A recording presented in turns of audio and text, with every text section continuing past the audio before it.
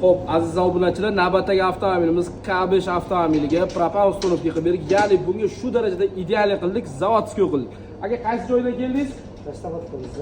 Jizzax Dashtoboddan kelyapmiz keldi. Aka, xolis gapiring, ishimizdan ko'nglingiz to'ldimi? Hammasi idealmi? Endi ustunovka bilan bitta ko'rsatib o'tiraman. Kamerani yaqinroq olib keling.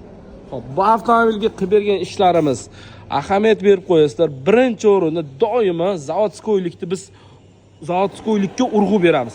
Ustunovkamiz ideal bo'lgan, ahamiyat berib har bir mayda detaligacha mehr berganmiz va zavodskiy izolentalarda chotki qilib farsunkalarni ham joylashtirdik. Nordic original reduktor, X original farsunka, original xomitlar, zavodskiy izolentalar xomitlarini ham chotki qilib qo'ydik va bu to'yiga Yevropa gazidan foydalandik.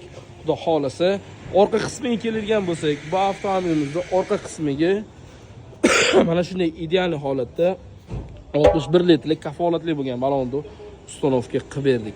Kimgadir mana shu ustunovkalarda narx-navosi qiziq bo'lsa, albatta pastda raqam qoldiramiz. Obuna bo'lgan bo'lsa, super mega chegirma narxida kafolati bilan ishlaringni bitkazib beraman. Bu videoni qayerda sifatli propan va metan ustunovka qilsam bo'ladi deb yurganlar yuborib qo'ying. Suv sirkulyatsiyalarini ham pechkadan ideal qilib olganmiz.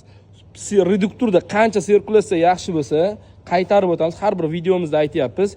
Ya'ni ish shunda zo'r bo'ladi. Ya'ni provek berishi, yurishi, kilometraji ko'p shu holatda bo'ladi. 24 ga 7 barcha turdagi avtomobillarga super mega chegirma Sirdaryo metan gaz.